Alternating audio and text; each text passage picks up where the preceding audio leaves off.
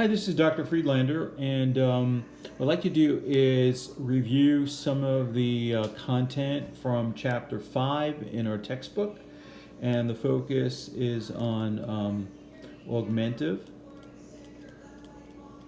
and alternative communication.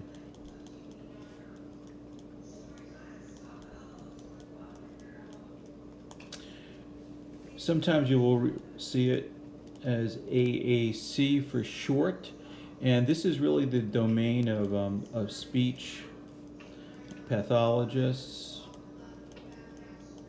and speech therapists.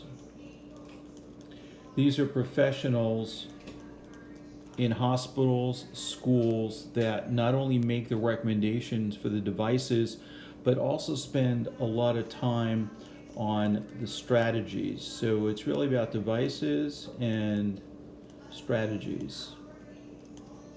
Before we get started, I just want to kind of go over some of the research, because it's really important, because you will find that if you're a teacher and you're working with a student that needs an AAC device, that a lot of times parents may be hesitant to give their child a device out of a fear that it's going to stifle their natural inclination to want to speak. But the research is pretty clear that it has a positive effect on speech production.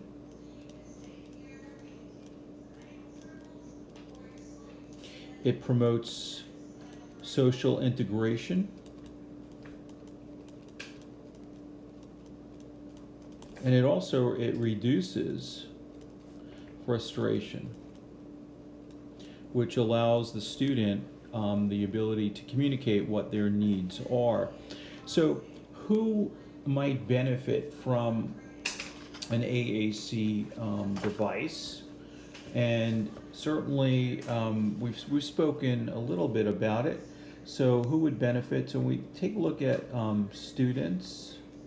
So we have students who are on the autistic spectrum. And if you remember, last week we worked with some picture communication symbols. Certainly students with delays in speech and language. Students who may have cognitive disabilities.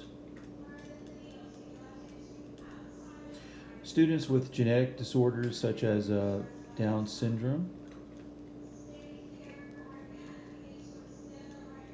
Students maybe who've had some vocal surgery. Or students who have been intubated. Or even students that may have limited English proficiency. So you can see that there's lots of students that may benefit from these various solutions. When we look at current AAC trends, we quickly get to take a look at what's happening. So certainly the devices are smaller. Many of them are tablet based, and for that matter, some of them could even be smartphone based, which makes them that much more portable, because we want students to be able to express their needs wherever they may be, and so that's really going to be important. I think when we think about these technologies and we talk about what the first steps might be, we want someone who can assess the student. So certainly the first step in the process is assessment.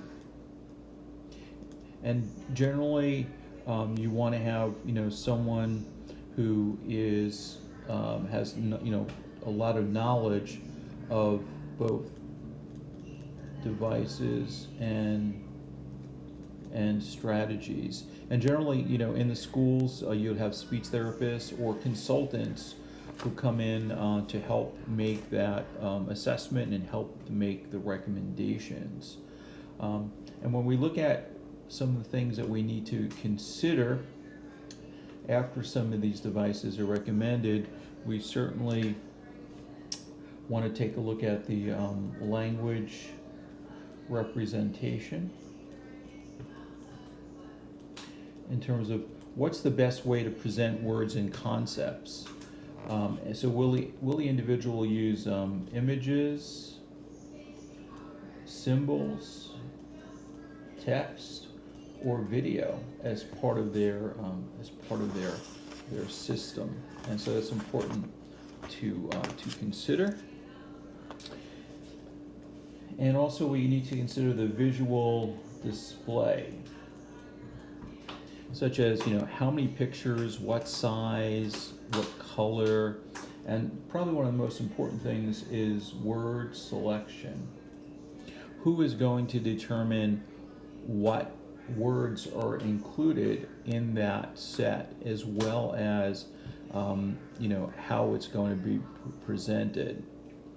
And then we also need to understand the communicative intent. Does the individual need to be externally motivated to communicate? How is the student currently communicating? What further skills needs to be developed? And then we also need to consider the student's communication abilities. And probably one of the most important things is the implementation plan. And this is really key, as how will the device be configured? What are the strategies? And also, how much support is needed?